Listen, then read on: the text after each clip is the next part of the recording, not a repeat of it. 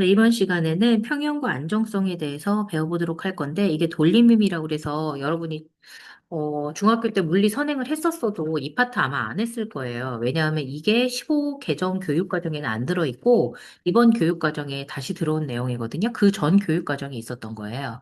그래서 이 평형과 안정성 배울 때 여러분들이 우선은 처음 듣는 내용이니까 메인에 좀 포인트를 좀 두시고요.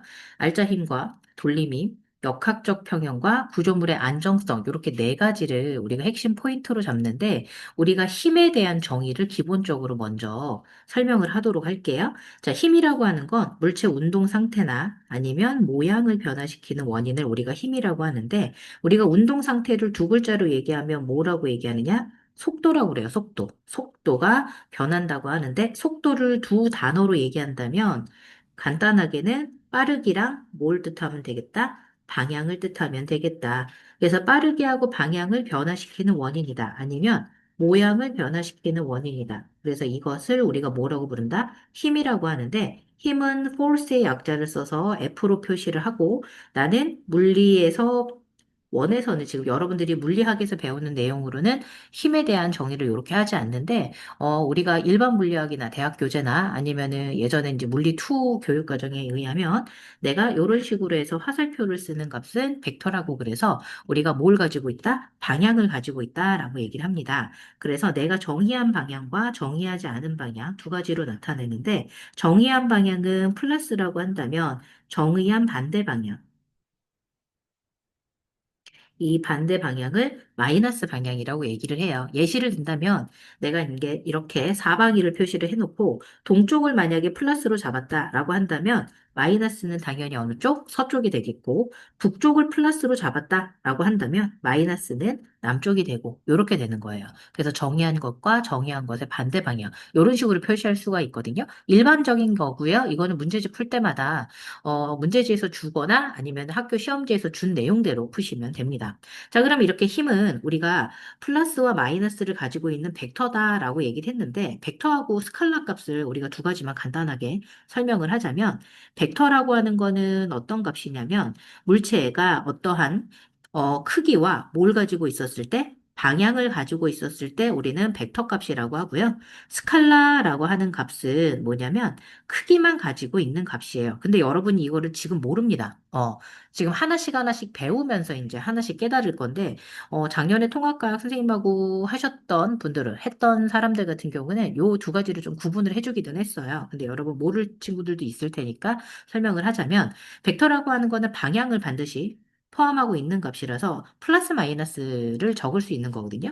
그래서 예시를 들면 S가 변이가 되는데 내가 이동하는 방향의 위치 차이예요. 그래서 뒤에서 다시 배워요. 그래서 변이 요게 바로 방향으로 플러스 마이너스를 정할 수 있고 V 속도도 방향을 가지고 있고 가속도도 방향을 가지고 있고 지금 F라고 하는 힘도 방향을 가지고 있고 운동량, 충격량, I는 충격량이지. 운동량 먼저 할게. 그래서 운동량,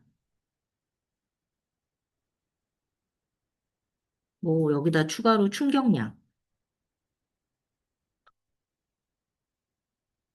이런 애들이 다 방향을 가지고 있는 값입니다. 그리고 오늘 타우라고 그래서 요게 돌림힘인데 돌림 힘 또한 뭘 가지고 있다? 방향을 가지고 있다라고 생각하시면 됩니다. 그래서 우리가 알짜 힘은 F라고 표시를 할 거고요. 돌림 힘은 타우라고 표시할 거거든요. 근데 얘네들이 다 벡터 값이라서 방향을 가지고 있어요. 정의한 방향과 정의한 것의 반대 방향. 자, 그리고 크기만 가지고 있는 값은 뭐가 있냐면요. 변이 대신에 S, 이동 거리가 있고요. 속도 대신에 속력이 있고, 그 다음에 뭐 길이, V로 해서 부피, 요런 값들, 이런 것들이 다 무슨 값이다? 스칼라 값입니다. 뭐 1도 만약에 표시를 한다면 얘도 스칼라 값이에요. 그래서 요런 것들을 배울 건데 요런 내용들이 있다라는 걸 알고 돌림힘에 대해서 좀 보도록 합시다. 자, 그러면 이 힘이라고 하는 건 운동 상태나 모양을 변화시키는 원인이라고 했는데 요 힘은요. 한 글자로 얘기하면 지금 힘이지만 두 글자로 얘기하면 뭐다? 합력이에요, 여러분. 그리고 동시에 세 글자로 얘기했을 때는 알자 힘입니다. 이거 다 같은 의미예요. 힘이라고 하는 건 단독으로 존재하지 않기 때문에 한 물체에 여러 힘이 작용을 하고요. 그럼 이 여러 힘이 작용을 했을 때 그 힘을 더하게 되는 단 하나의 힘을 합력이라고 하며 이 합력을 나타내게 됐을 때 그 한 개의 힘을 알자 힘이다 라고 표시를 한답니다. 그래서 이렇게 힘은 서로 뭘 한다? 상호작용을 한다 라고 기억을 하시면 돼요. 상호작용. 이게 다 같은 내용입니다. 그러면 한 물체에 여러 힘이 동시에 작용할 때 이 힘들과 같은 효과를 나타내는 몇 개의 힘, 한 개의 힘을 우리가 뭐라고 한다? 구하는 과정이 합력인 거고. 합한 힘이지. 그래서 그걸 구해서 나타낸 단 하나의 힘을 알자 힘이라고 한다. 이렇게 설명을 하는 겁니다. 됐죠? 그럼 실제로 얘네들을 힘을 합성을 해봅시다. 어떻게 할지 합성을 해볼 건데,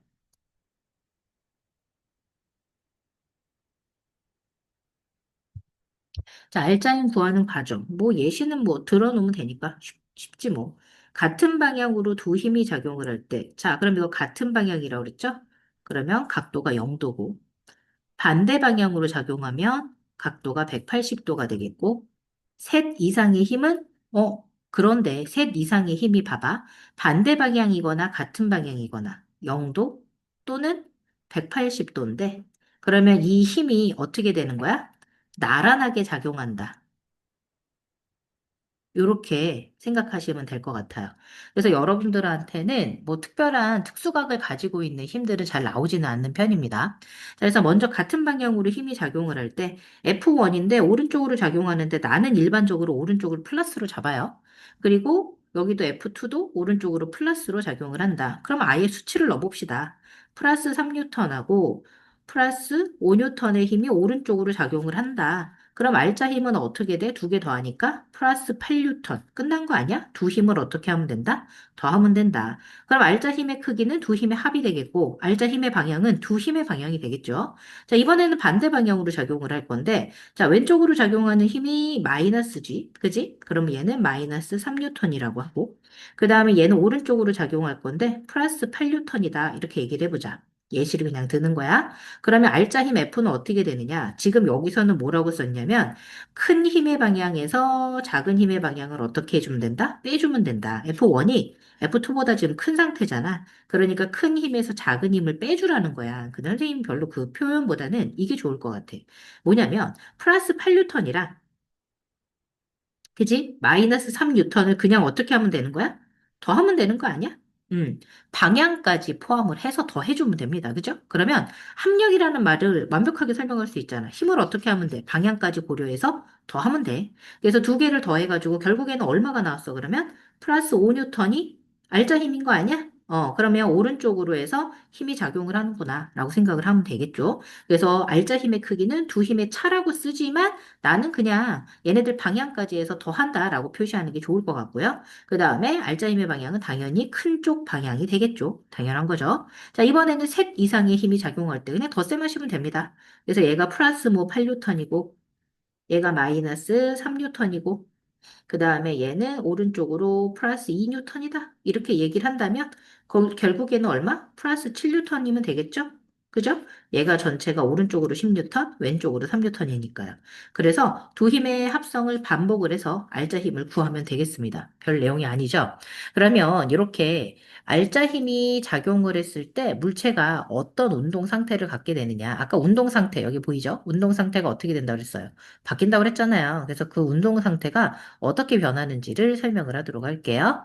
자, 물체에 알자 힘이라고 하는 게 작용을 한다면 운동 상태가 변하는데 운동 상태를 뭐라고 얘기했다? 속도라고 얘기했고 다르게 얘기하면 빠르기랑 뭘 뜻한다? 방향을 뜻한다 라고 얘기를 했어요. 그래서 알자 힘이 0이다 라고 하는 거는 무슨 뜻이냐? 요거 여러분들 통합과학 할 때도 나왔었습니다. 알자 힘이 0이다? 그러면 알자 힘이 0이면 F가 0이라는 뜻 아니에요?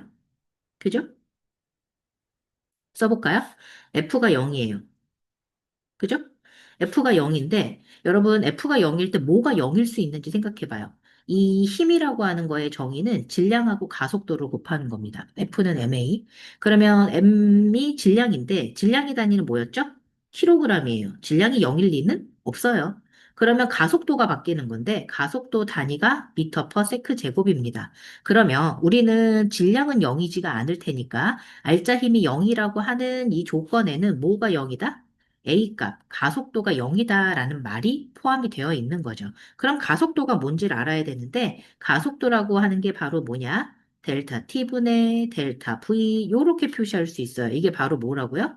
가속도 정의가 되는데 가속도 정의에 의하면 가속도는 몇 초당 속도 변화량? 1초당 속도 변화량이에요. 쓸 공간이 없어서 위로 조금 더 올려볼게요. 자, 이 가속도 정의에 의하면 1초당 무슨 변화량? 속도 변화량. 델타 값이 나오죠? 그거는 변화량이다라는 뜻이다. 그럼 1초당 속도 변화량일 때 여러분 시간이 0일 수는 없잖아? 그러면 누가 0인 거야? 속도 변화량이 0인 거야. 아, 그러면 알짜임이 0이라고 하는 사실은 뭐가 변하지 않았구나? 속도가 변하지 않았구나. 1초당 속도가 변하지 않았구나. 그러면 속도가 변하지 않았으니까 지금 가속도가 미터 퍼 세크 제곱이라는 단위를 쓰게 되는데 잘 봐요. 여기는 속도 단위니까 미터 퍼 세크. 그 다음에 얘는 시간이니까 세컨드. 그럼 미터 퍼 세크를 세크로 한 번 더 나눠주니까 미터 퍼 세크 제곱이라는 단위가 나오는 거잖아요. 그래서 이게 가속도 정의랍니다, 여러분. 그러면 결국에는 무슨 말을 하고 싶은 거냐? 여러분, 알짜임이 0이라고 하는 건 가속도가 0이라는 뜻이고요. 가속도가 0이라는 건 속도 변화가 없다라는 뜻이에요. 그럼 속도가 변하지 않으니까 여러분 어떻게 되겠어요? 운동 상태를 유지할 수밖에 없겠죠. 그래서 정지 또는 등속도 운동이다. 이거 그냥 표시하면 이거예요. 원래 정지 상태에 있던 애들은 0m per sec를 어떻게 한다? 유지할 것이고, V라고 하는 속도를 가지고 있는 애는 V라는 속도를 어떻게 한다? 유지하고 있을 것이다. 그러면 0m per sec를 유지하는 상태가 바로 뭐예요? 정지 상태 아닐까요? 그죠? V미터 퍼 세크를 유지하는 게 우리가 배웠던 게 고등학교 1학년 때는 등속 직선 운동이라고 배웠고요.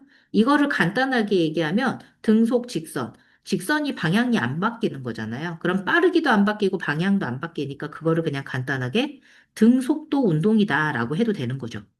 이해됐을까요? 그래서 여기 있는 직선은 방향, 등속은 빠르기를 얘기하는데 빠르기랑 방향이 일정하다고 하는 거니까 그냥 속도라고 바꾼 거예요, 여러분. 이해됐어요?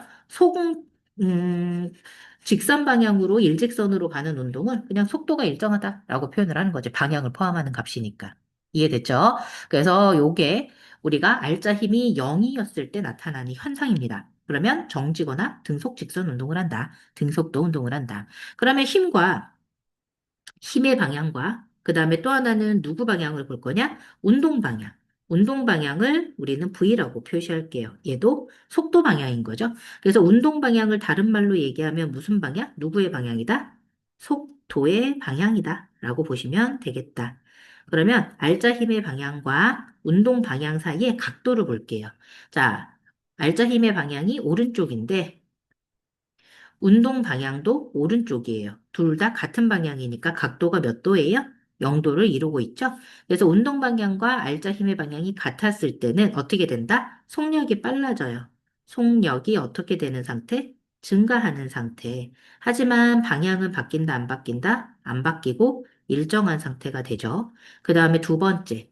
알짜 힘이 반대 방향이네요. 굳이 쓰자면 얘는 플러스 방향이고, 알짜 힘 방향이 마이너스 방향인데 운동 방향이 어디예요? 오른쪽 방향이에요. 그죠? 오른쪽 방향. 그럼 얘네 둘은 각도가 몇 도예요? 180도죠. 굳이 쓰자면. 얘네 둘 사이의 각도가 몇 도? 180도 차이가 나죠. 아까는 몇 도? 0도. 얘는 180도. 그러면 어떻게 됩니까, 여러분? 달리고 있는 애를 뒤에서 잡아당기는 거예요. 그죠? 그럼 반대 방향으로 힘을 계속 받으니까 속력이 어떻게 됩니까? 증가가 되는 게 아니라 감소하겠죠? 속력은 감소하지만 방향은 정지할 때까지는 어떻게 될까? 일정할 거야. 정지할 때까지는 일정할 거야. 그래서 정지할 때까지는 일정하고 정지하고 나서는 다시 무슨 방향으로 가겠어? 반대 방향으로 운동을 하겠지. 그런데 우리는 항상 정지하기 전까지만 생각을 할 거야. 대부분은. 그 다음에 이번에는 알짜 힘 방향이 있는데 여러분 내가 운동하는 방향이 플러스 V라고 했을 때 이상하지? 왜? 지금 요렇게 됐을 경우 각도 얼마로 주는 거야? 90도로 각도 주는 거 아니야, 힘을? 그럼 얘는 힘 방향을 플러스 마이너스로 정할 수가 없어. 플러스 마이너스는 내가 한쪽이 정의한 방향이면 그거에 반대가 돼야 되는데 위아래 방향은 지금 플러스 마이너스에 속하지 않잖아. 그래서 90도로 이렇게 힘을 준 거야. 그럼 어떤 일이 벌어지냐면 얘는 속력은 오히려 일정한데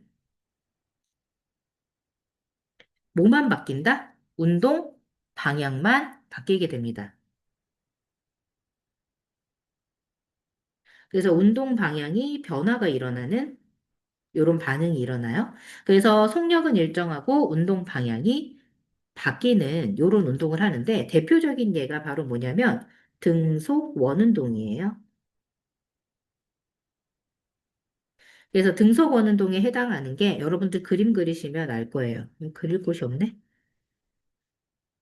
옆에다 쓸까?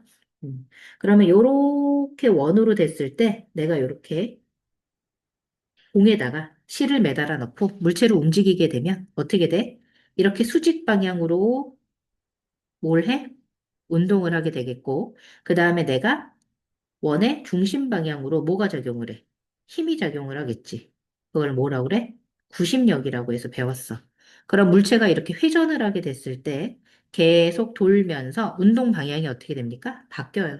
그래서 요 왼쪽으로 갔을 때는 위로 갔을 때는 오른쪽으로 가겠고, 여기 아래쪽으로 내려왔을 때는 반대 방향으로 이동을 하고, 그 다음에 여기서는 또 다시 윗방향으로 이렇게 가겠는, 그지? 요런 뱅글뱅글 도는 운동을 하는데, 이게 등속 원 운동이죠.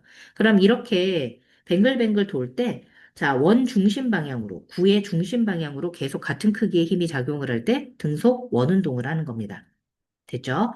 자, 마지막에. 자, 등속도, 운동도는 정지한다고 그래서 이번에는 알짜 힘이 얼마야? 0일 때야. 힘이 작용하지 않는 거와 같은 효과지.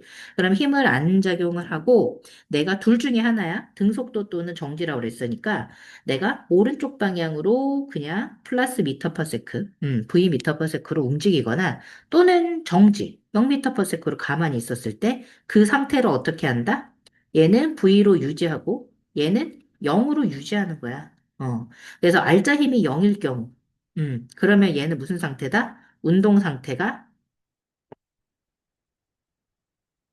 일정한 상태로 변하지 않게 그 상태를 어떻게 한다? 유지한다. 라고 보시면 되겠다. 이해됐죠? 그죠? 자, 그러면 요게 바로 알짜 힘하고 운동 상태에 관한 내용인데, 돌림힘에 대해서 그러면 배워보도록 할게요. 자, 돌림힘이라고 하는 거는 뭐냐? 물체에 힘이 작용을 할 때 물체가 회전하는 운동의 원인이 되는 물리량이다. 그러면 회전하는 운동의 원인이 되는, 그러면 힘이라고 하는 게 뭐의 원인이 되는구나. 아까는 그냥 힘은 모양이나 운동 상태를 바꿨는데 이번에는 회전하는 운동의 원인이 되는 게 돌림힘이구나라고 생각하시면 될 것 같아요. 이 돌림힘은 우리가 타우라고 하는 식으로 쓰는데 문자로 타우라고 쓰고 얘도 방향을 가지고 있기 때문에 플러스 방향과 마이너스 방향 이렇게 정의를 할 수가 있어요. 이 돌림힘이라고 하는 게 왜 생기냐면 회전팔의 방향에 이렇게 수직인 힘이 작용을 할 때 여러분 문 돌릴 때 생각해 봐요. 여기가 이제 회전축이에요. 회전축이 경첩이 박혀 있는 이 부분이죠. 빨간색 부분이 바로 우리가 회전축이 되는데 물체가 회전할 때 움직이지 않고 회전의 중심이 되는 직선입니다. 그러면 이 회전팔의 방향에 수직인 방향으로 뭐가 작용을 하는 거야? 힘이 작용을 하는 거야. 회전팔이라고 하는 거는 뭐냐면 회전축부터 해서 우리가 힘의 시작하는 요 지점 있죠? 힘의 시작점까지 일직선으로 그었을 때 이걸 회전팔이라고 하고요. 그래서 이 중심에서부터 회전팔까지의 거리를 R이라고 하고, 그 다음에 내가 준 힘을 F다라고 얘기를 한다면, 내가 얘네들 사이의 각이 각도가 몇 도가 됐을 때? 90도가 됐을 때 수직이에요. 그죠? 회전팔 방향에 수직인 힘이 작용을 할 때 뭐가 발생을 한다? 돌림힘이라는 게 발생을 한다. 그래서 이 돌림힘은 타우라고 그래서 F랑 뭘 곱하는 거냐? 거리. 그래서 회전팔의 거리 R을 곱하는 값입니다. 근데 이 F는 회전팔하고 각도가 몇 도 사이여야 된다? 90도가 돼야 되는 거지. 그래서 이렇게 수직인 힘이 작용을 하면 돌림힘이 발생해서 물체가 어떻게 한다? 회전을 하게 됩니다. 그래서 두 가지를 경우를 보면 회전팔의 방향, 회전축에서 힘이 작용하는 지점을 향하는 방향을 우리가 회전팔의 방향이라고 하고요. 지금 회전팔 방향은 그럼 어떻게 돼요? 이 회전축에서 이렇게 이 방향이 회전 8의 방향이죠. 그리고 회전 8의 길이는 회전축에서 힘이 작용하는 지점. 그래서 이걸 작용점이라고 하는데 힘이 작용하는 지점이 바로 결국에는 뭐예요? 힘이 작용하는 지점? 작용점이잖아요. 우리가 요거 앞쪽에서 설명을 안 했는데 힘을 정의하게 됐을 때 여러분이 기준점이나 힘을 나타내는 작용점 이런 것들을 좀 간단하게 설명을 해야 됐어요. 그래서 위쪽에다가 좀 다시 적어 볼게요. 여기 적을 데가 있나 모르겠다. 밑에다 써도 상관없으니까 밑에다 할까요? 우리가 힘을 표시하는데 지금 왼쪽부터 이렇게 빨간색으로 표시를 했는데 힘을 나타내는 세 가지 요소가 있어요. 힘의 3요소. 그래서 힘의 3요소는 우리가 일반적으로 힘을 표시했을 때는 대부분 뭘로 표시하냐면 이렇게 화살표로 많이 표시를 합니다. 그죠? 화살표로 이렇게 표시를 했을 때 힘이 시작이 되는 점, 이걸 뭐라고 그래요? 힘의 작용점이라고 그러죠? 그 다음에 이 화살표의 크기가 힘의 크기예요. 화살표 방향이 힘의 방향으로서 이 세 가지가 힘의 3요소예요. 하나, 둘, 셋. 됐죠? 그런데 여기 있는 힘의 작용선을 일직선으로 연장한 선 있죠? 여기. 작용점하고 방향을 쭉 일직선으로 연결한 선. 이걸 뭐라고 하느냐? 힘의 작용선이라고 해요.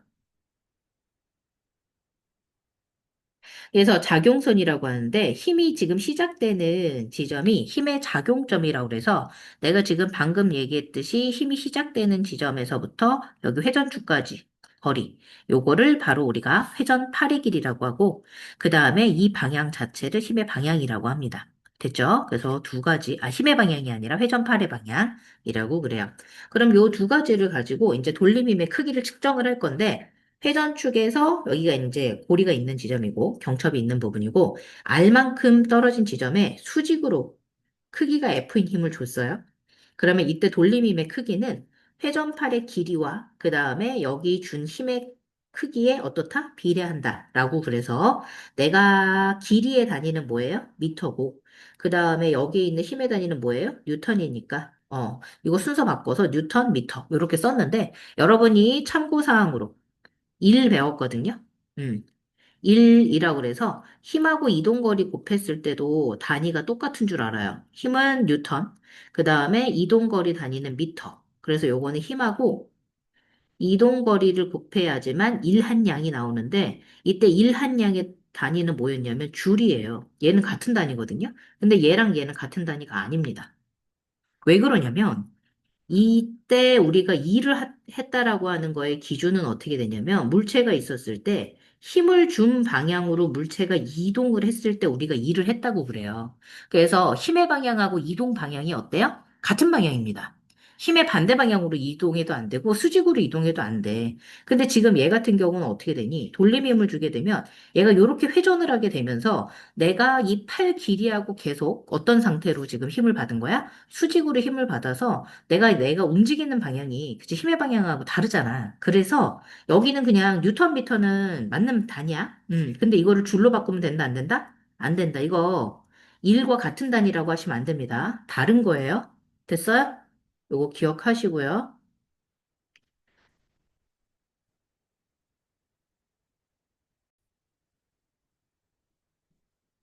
그래서 이 힘의 3요소를 가지고 우리가 돌림힘을 설명을 했을 때 기본적으로 우리가 회전 팔과 그 다음에 수직으로 준 힘, 요렇게 두 가지만 보지 않고 원래 실질적으로 돌림힘이라고 하는 건 힘을 준 수직 방향의 힘만 계산을 할 거예요. 이게 무슨 소리냐면 회전 팔의 방향과 힘의 방향이 수직이 아닐 때가 있을 거야. 이렇게 우리가 완벽하게 수직으로 계속 주는 게 아니라 힘을 주다 보면 여러분 어떻게 될까요? 내가 이렇게 회전을 하게 되겠지, 이렇게 문이. 그러면 내가 계속 수직으로 주는 게 아니라 비스듬하게 줄 상황이 생기잖아요, 이렇게. 보이지, 그지? 그래서 비스듬하게 힘을 주게 되면 내가 돌림힘의 크기는 어떻게 된다? 비스듬하게 준 힘에서 회전축에서 내가 작용점까지 힘을 주는 지점까지 회전팔의 거리를 R이라고 했을 때 실질적으로 우리가 어느 축 방향으로 수직으로 이렇게 회전팔의 수직으로 준 힘의 크기를 곱할 때 우리가 뭐라고 부른다? 돌림 힘이라고 부른다. 그러면 이 돌림 힘이 어떻게 되냐면 우리 사인 코사인 배웠죠? 내가 이렇게 비스듬한 방향으로 F라는 힘을 주게 됐을 때 F하고 지금 회전팔 사이의 각도가 세타라고 한다면 여러분 이렇게 그리면 되는 거죠? 여기가 수직이죠? 그러면 요 방향으로 F인 거예요. 여기가 세타인 거고. 보이죠? 그러면 수직 방향으로의 요 힘, 파란색 방향으로 힘은 어떻게 돼요? 여러분, F에다가 뭘 곱하면 돼요? 사인 세타죠. 그죠? 빗변의 높이. 보이나요? 그래서 여기가 F 사인 세타가 회전팔에 딱 수직으로 작용하는 요 힘의 크기예요. 그래서 우리가 여기 있는 비스듬한 방향으로 F라는 힘을 이렇게 주게 되면 이 F라는 힘의 사인 세타 값이 수직 방향이고 결국에는 나는 수직 방향의 힘에 나선팔이래, 회전팔. 회전팔에 내가 수직 방향으로 준 힘의 크기만 계산하면 되니까 비스듬하게 준 힘의 크기가 아니라 F 사인 세타로 계산을 해야 될 것이다. 그래서 나는 여러분, 이 오른쪽에 있는 식보다는 요 식이 조금 더 좋습니다. 왜? 요걸 가지고 우리가 돌림힘이 크게 되는 상황을 설명을 할 수가 있거든. 조건이 첫 번째가 어떻게 됩니까? 나선 팔의, 아니, 회전 팔의 길이가 어떨 때? 길 때. 요 회전 팔의 길이가 길 때, 우리가 돌림힘의 크기가 크겠고, 그 다음에 F 사인 세타. F가 커도 되긴 되는데, 사인 세타가 크면 되잖아. 그래서 요 각도가 몇 도였을 때? 90도였을 때, 이렇게.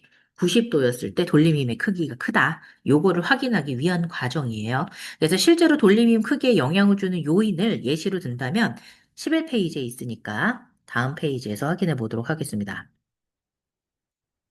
자, 돌림힘 크기에 영향을 주는 요인. 첫 번째가 바로 뭐냐면 회전 팔의 길이에 이제 식 쓰면 돼요. 돌림힘 크기에 영향을 주는 거. 타우는 어디에 해당한다?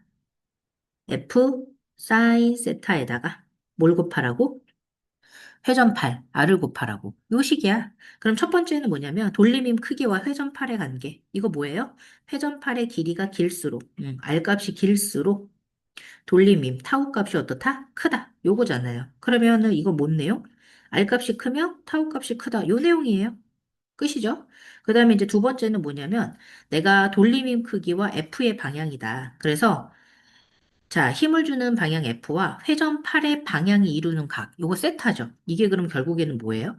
사인 세타 아니에요? 그죠? 사인 세타가 직각에 가깝다. 요게 세타 값이 클수록이지. 그러면 돌림힘이 어떻다? 크다. 이게 무슨 뜻이냐면 여러분 사인 값이 어떻게 돼요? 0도, 30도,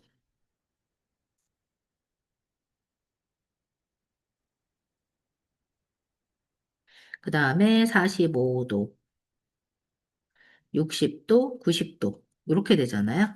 그러면 0일 때 0이고 얘가 2분의 1, 2분의 루트 2, 2분의 루트 3, 1 아니에요? 그러면 각도가 커질수록 사인 세타 값이 어떻게 돼요? 커지잖아. 그럼 사인 세타가 커진다라는 건 어디에 가까운 거야? 직각에 가까운 거지, 그치? 직각에 가까울수록 돌림인 크기가 어떻다? 크다. 요렇게 설명을 하는 거죠. 그래서 비례관계예요. 됐나요? 그럼 요런 내용을 가지고 우리가 첫 번째 봅시다. 자, 요 기구가 뭔지 모르겠어요. 정확하게 이름을 모르겠는데, 어, 얘네들이 스패너라고 하는지 이렇게 육각으로 된 나사를 돌리는 거예요. 그죠? 그럼 여기가 이제 팔의 길이가 되는데, 회전 축을 기준으로 해서 회전 팔 길이로 해서 얘를 돌릴 거예요. 반시계 방향으로 돌리게 됐을 때 R1하고 R2의 거리가 누가 더 커요? R2가 더 큰 게 보이네요. 그죠? 그리고 F라고 하는 힘의 크기는 직각으로 힘을 줬는데 둘 다 같은 크기의 힘을 줬어요. 그러면 내가 왼쪽하고 오른쪽의 돌림힘의 크기를 비교한다면 여기를 타우 1이라고 한다면 어떻게 돼요? F 곱하기 R1이 되겠죠?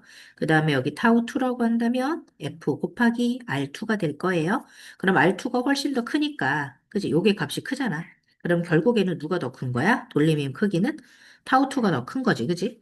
그래서 내가 수직으로 준 힘의 크기가 동일하다라는 가정 아래 내가 여기 있는 회전팔의 길이가 길면 어떻게 돼? 돌림힘의 크기가 크니까 같은 힘으로도 어떻게 돼? 돌리기가 훨씬 더 수월하겠지, 그지? 그래서 더 쉽게 돌아간다라고 생각하시면 될 거예요. 나사 조이는 게 더 쉽겠죠? 자, 두 번째는 돌림힘 크기하고 F의 방향을 볼 건데, 내가 지금처럼, F가 비스듬하게 주는 상황과 수직으로 주는 상황, 나란하게 돼서 각도가 0도로 주는 상황이에요. 그럼 각도가 지금 점점점 어떻게 되고 있는 거다? 커지고 있는 거다. 그럼 각도가 커지게 되면 사인 세타 값이 어떻게 되고 있다? 증가하고 있는 상황이죠? 그래서 여기서는 첫 번째는 회전파라고 지금 수직 성분이 없죠. 그죠? 나란하게 지금 줬으니까. 그러면 이때는 돌림힘이 작용한다, 안 한다? 왜 없어요? F, 타우 값이 얼마라고요? F 사인 세타 곱하기 R인데 뭐가 없는 거예요, 여러분들? 사인 세타가 없는 거야. 이게 0이라서. 됐어요? 그러면 당연히 타우 값도 없는 거죠. 요렇게 되는 거예요. 그러면 0에서 90도 사이였을 때 90 가기 전까지 점점 갈수록 어떻게 된다? 증가한다. 그지? 그러면 타우 값이 증가하다가 그러다가 90도가 되면 이때 타우 값이 얼마가 돼요? F 사인 세타가 90이니까 1이죠? 그럼 여기다가 R만 곱하면 되는. 요렇게 되는 거지. 여기는 F 사인 세타 곱하기 R이라고 했을 때 뭐가 커지고 있는 상황이야? 사인 세타 값이 점점 증가하는 상황인 거고 여기서는 사인 세타가 얼마야? 90도니까 1이잖아. 그러면 사인 세타 없이 F 곱하기 R이 되겠지 뭐. 됐죠? 그래서 R에 대해서 F가 수직으로 작용을 했을 때 돌림힘은 어떠다? 어떻다? 최대다. 맥스다.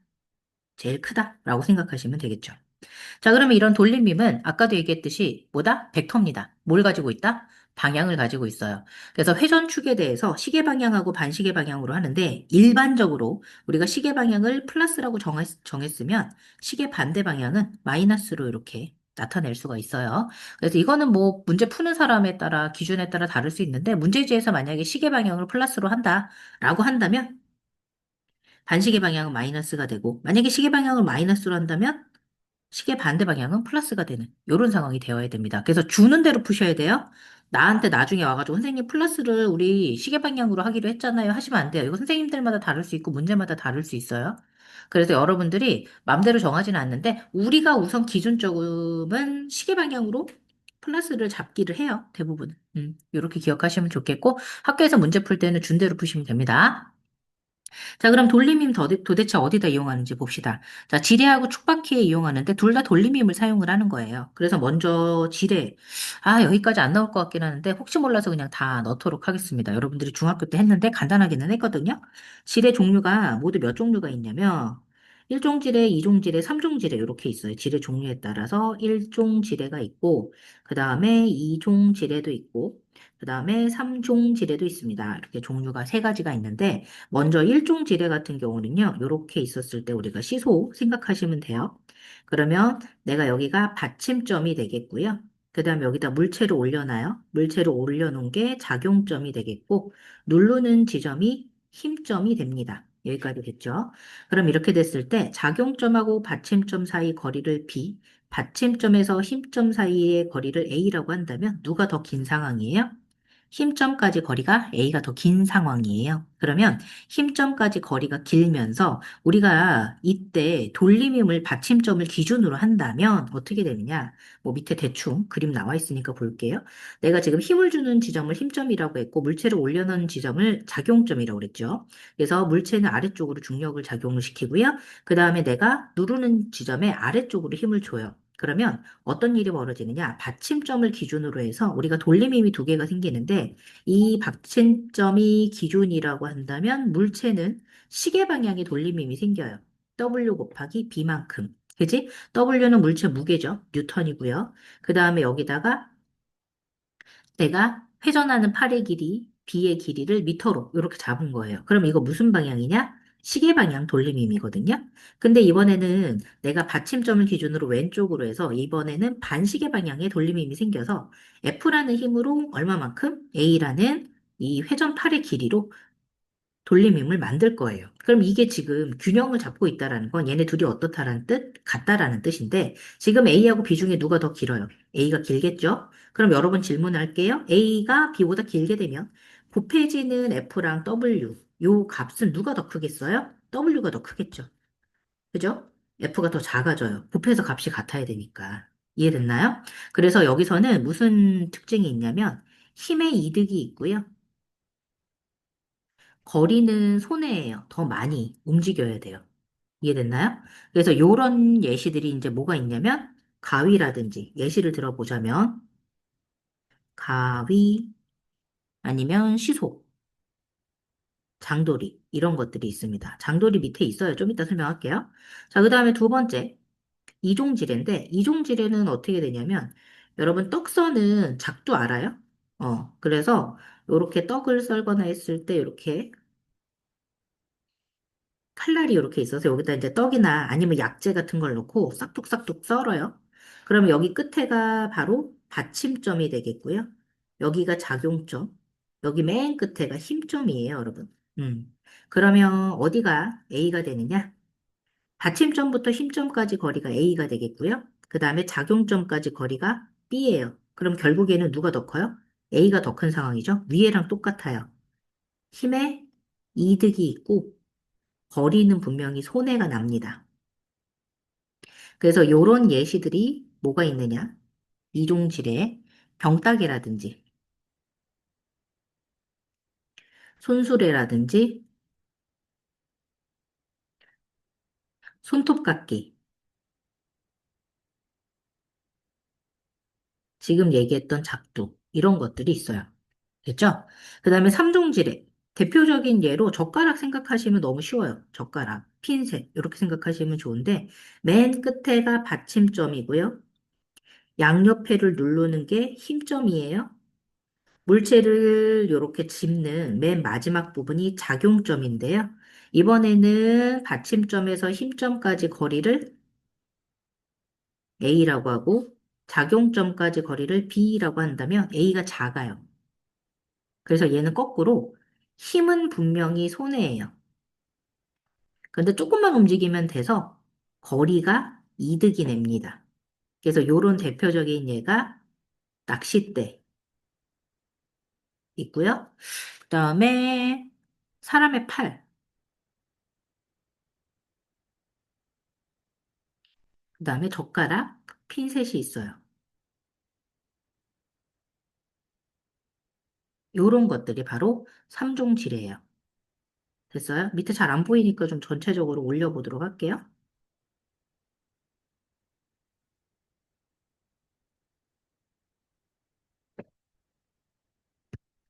됐죠?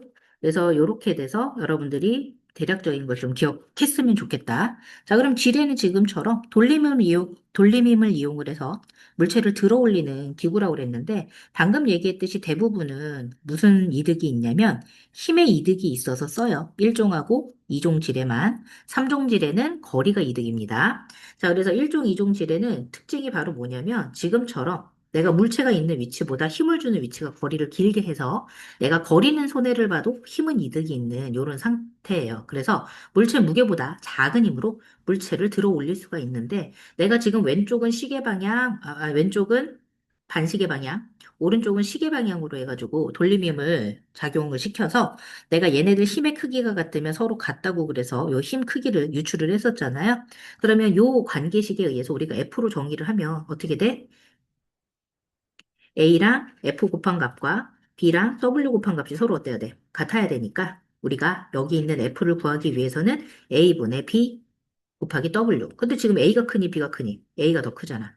그럼 이 값이 A분의 B 값이 1보다 어때? 작아. 그러면 내가 W의 1보다 작은 값을 곱했으니까 결국에는 W보다는 F가 어떤가? 작은가? 그래서 무게보다 작은 힘.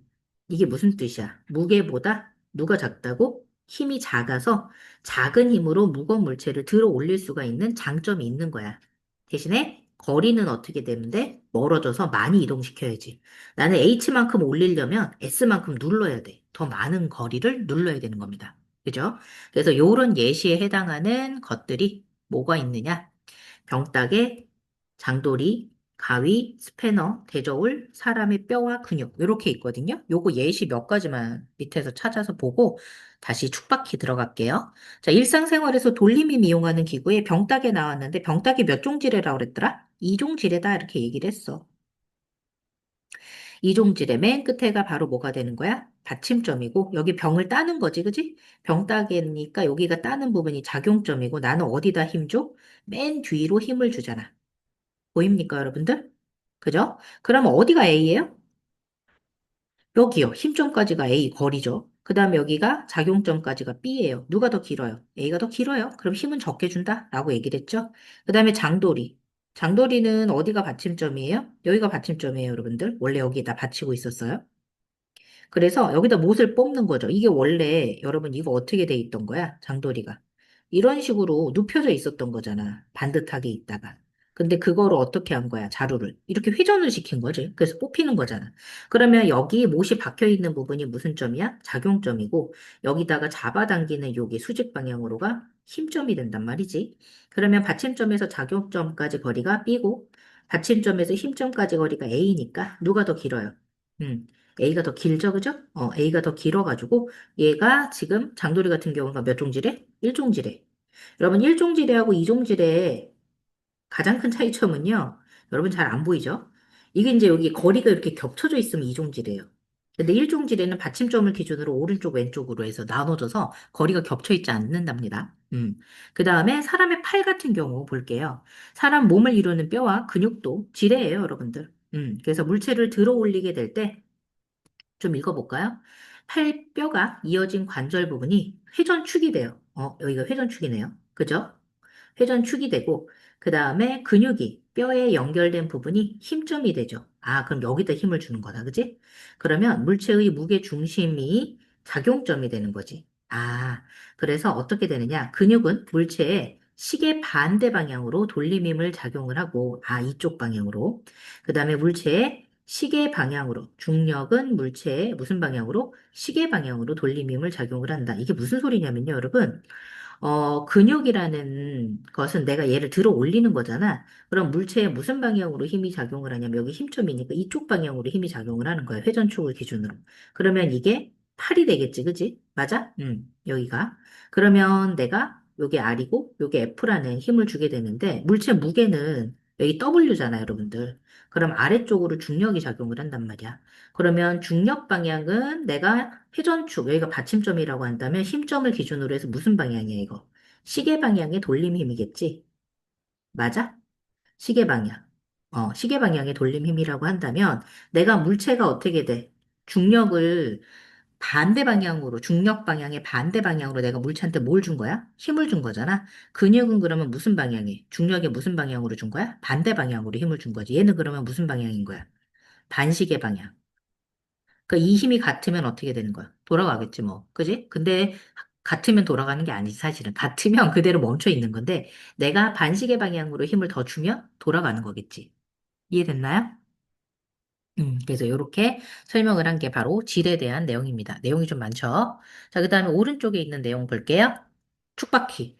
자, 촉바퀴는요, 여러분들이 실제로 겉으로는 많이 못 봤을 거예요. 왜냐면 이게 속에 숨겨져 있어서. 그래서 지뢰와 같은 원리를 이용해서 돌림 힘을 얻는 도구인데, 이렇게 바퀴가 두 개가 있어서 반지름이 달라요. 안쪽에는 반지름이 이렇게 작고요. 보이죠? 바깥쪽에는 반지름이 이렇게 커요. 그래서 이렇게 두 개로 나누어져 있는데, 내가 큰 바퀴의 돌림힘과 작은 바퀴의 돌림힘의 크기가 서로 같은데 반지름이 다른 거예요. 물체 무게를 W로 해가지고 여기가 받침점이 되는 거야. 보이죠? 여기 받침점.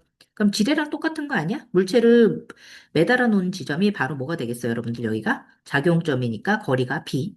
내가 힘을 주는 방향이 힘점이 되니까 거리가 A. 그러면 A하고 B 중에 누가 더 거리가 멀어요? A가 멀죠. 그래서 결론적으로는 그거예요. F 곱하기 A. 이게 무슨 방향이에요? 받침점을 기준으로, 여러분 잘 봐요. 받침점을 기준으로 왼쪽으로 도는 거는 시계 방향이야, 반시계 방향이야. 반시계 방향이잖아. 그래서 반시계 방향에 돌림힘이 생기는 거고요. 그 다음에 시계 방향으로 돌림힘은 어떻게 생겨요? W 곱하기 B로 이렇게 곱하게 되면 이게 무슨 방향? 시계 방향의 돌림힘인데 이게 서로 어떻다? 같은 거죠. 그죠? 그래서 만약에 거리가 더 크다면, A가 B보다 더 크다면, 거리가 더 멀다면 작은 힘으로 어떻게 된다? 이 물체를, 무거운 물체를 들 수가 있으니까 이게 큰 힘을 얻는 이런 특징을 갖는데 거리는 손해예요, 여러분. 그래서 여기서 힘에는 이득인데 뭐는 손해다? 거리가 손해다. 라고 생각하시면 되겠습니다. 됐나요? 그래서 자동차 운전대, 드라이버, 자전거, 기어, 문손잡이 이런 것들이 다 축바퀴인데 예시를 몇 가지만 보여줘야죠. 그래서 자동차 운전대가 여러분 여기서 이제 움직이는데 거리를 많이 움직이는데 바퀴는 그지? 내가 힘을 적게 주고도 움직일 수가 있잖아. 자동차 운전대에. 그래서 힘의 이득이 있는 거고 드라이버 같은 경우는 여기가 이렇게 긴 거보다 그 동그랗게 돼서 큰 애가 훨씬 더 힘의 이득이 됩니다. 반지름이 더 커지니까 그래요. 그래서 반지름을 바깥쪽을 더 크게 하면 힘의 이득이 있고 거리가 손해가 돼서 더 많이 돌리기는 해야 되는데 적은 힘으로도 돌리는 게 훨씬 더 수월해지겠죠. 이해됐을까요? 네. 그래서 여기까지가 여러분들이 아셔야 되는 내용이고 그걸 통해서 12페이지 문제 풀어보시면 될 것 같아요. 12페이지 문제 풀어보시고 이어서 또 영상 하나 또 찍을게요.